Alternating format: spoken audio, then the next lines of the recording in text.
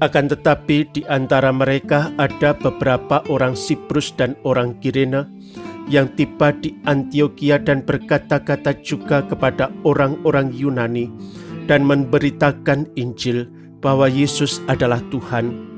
Dan tangan Tuhan menyertai mereka, dan sejumlah besar orang menjadi percaya dan berbalik kepada Tuhan. Tuhan, ketika tangan-Mu menyertai, ketika tangan-Mu bekerja, banyak hal yang melampaui ekspektasiku. Gunakanlah diriku untuk menyatakan tangan-Mu yang menyertai dan untuk menyatakan tangan-Mu yang bekerja. Layakkanlah aku menjadi tangan-tangan-Mu untuk menyatakan kasih-Mu, menyatakan rencana kehendak-Mu yang harus terjadi di dalam kehidupan ini. Bekerjalah ya Tuhan dengan menggunakan diriku sebagai tangan-tangan mungil-Mu. Berkatilah aku selalu dengan kuasa cinta-Mu, Bapa dan Putra dan Roh Kudus. Amin. Santo Yosef memberikan 3 kata kunci bagi setiap panggilan. Yang pertama adalah mimpi. Setiap orang bermimpi menemukan kepenuhan hidup. Kita sudah sepantasnya memupuk harapan-harapan besar, cita-cita luhur yang tidak dapat dipenuhi oleh tujuan-tujuan sementara seperti kesuksesan, uang, dan hiburan. Jika kita meminta orang menyebutkan dalam satu kata impian hidup mereka, tidaklah sulit membayangkan jawabannya: untuk dicintai. Cinta itulah yang memberikan makna pada hidup, karena cinta mengungkapkan misteri hidup. Memang kita hanya memiliki hidup jika kita memberikannya. Kita sungguh-sungguh memilikinya hanya jika kita dengan murah hati membagikannya.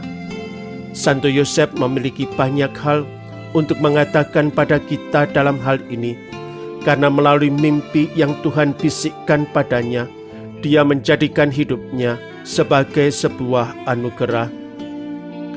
Injil menyatakan 4 mimpi. Mimpi-mimpi itu adalah panggilan dari Allah, tetapi tidak mudah untuk menerimanya. Setiap sesudah mimpi, Yosef mengubah rencana-rencananya dan berani mengambil resiko dengan mengorbankan rencana-rencananya sendiri untuk mengikuti rencana misteri Allah yang kepadanya dia percaya sepenuhnya. Kita bisa bertanya pada diri kita sendiri, mengapa begitu mempercayai mimpi? Meskipun mimpi dianggap sangat penting pada zaman dahulu, mimpi masih merupakan suatu hal kecil dalam menghadapi realitas hidup nyata. Namun Santo Yosef membiarkan dirinya dibimbing oleh mimpinya tanpa ragu. Mengapa demikian? Karena hatinya tertuju kepada Allah, sudah condong terarah padanya. Sebuah indikasi kecil cukup bagi telinga batinnya yang peka mengenali suara Tuhan. Hal ini berlaku juga bagi panggilan kita. Allah tidak menyatakan dirinya dengan cara-cara yang spektakuler yang membelenggu kebebasan kita. Ia menyampaikan rencana kehendaknya kepada kita dengan kelembutan. Ia tidak membanjiri kita dengan berbagai penglihatan yang memesona, namun berbisik di lubuk hati, mendekati kita dan berbicara melalui akal budi dan rasa. Dalam cara ini, seperti yang ia lakukan pada Santo Yosef, ia menunjukkan kepada kita cakrawala yang mendalam dan tak terduga. Memang mimpi Yosef membawanya ke pengalaman-pengalaman yang tidak pernah ia bayangkan sebelumnya. Yang pertama menjungkir balikkan pertunangannya, tetapi kemudian membuatnya menjadi Bapa Mesias. Yang kedua, menyebabkannya mengungsi ke Mesir, namun menyelamatkan hidup keluarganya. Setelah mimpi yang ketiga yang meramalkan kepulangan ke tanah kelahirannya, mimpi keempat membuatnya mengubah rencananya sekali lagi membawanya ke Nazaret, tempat di mana Yesus akan memulai pewartaannya tentang kerajaan Allah.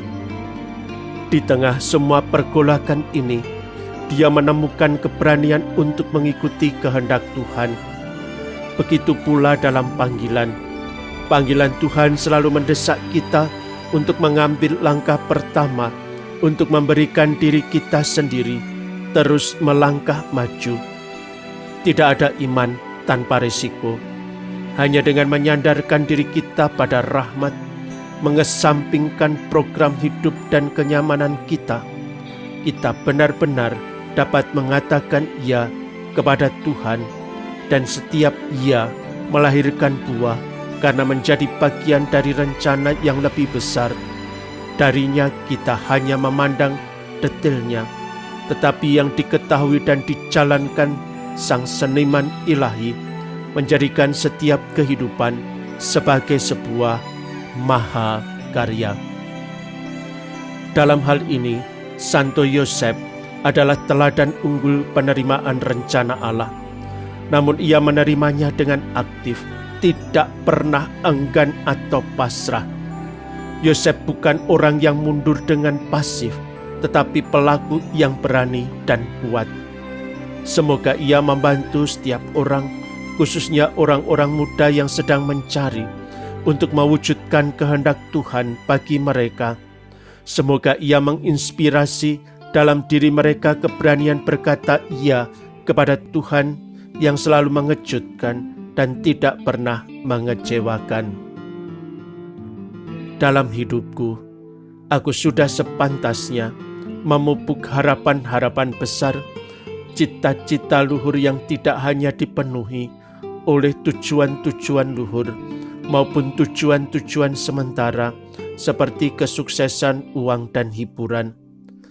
Maka kehendak Allah kadang-kadang memicu pergolakan dalam diriku, bahkan sebuah pergolakan yang mendatangkan risiko. Santo Yosef mengajakku untuk unggul dalam menerima rencana Allah, bukan dengan rasa enggan di hati dan kepasrahan yang pasif. Keputusan berani, kehendak kuat. Marilah kita bersama-sama berdoa kepada Santo Yosef. Santo Yosef, penjaga Yesus dan suami suci Maria, Engkau menghabiskan seluruh hidupmu untuk melaksanakan kewajibanmu dengan sempurna. Engkau memelihara keluarga kudus Nazaret dengan pekerjaan tanganmu. Lindungilah mereka yang mempercayakan diri kepadamu. Engkau mengenal harapan dan kerinduan mereka. Mereka datang kepadamu karena mereka tahu bahwa Engkau memahami dan melindungi mereka.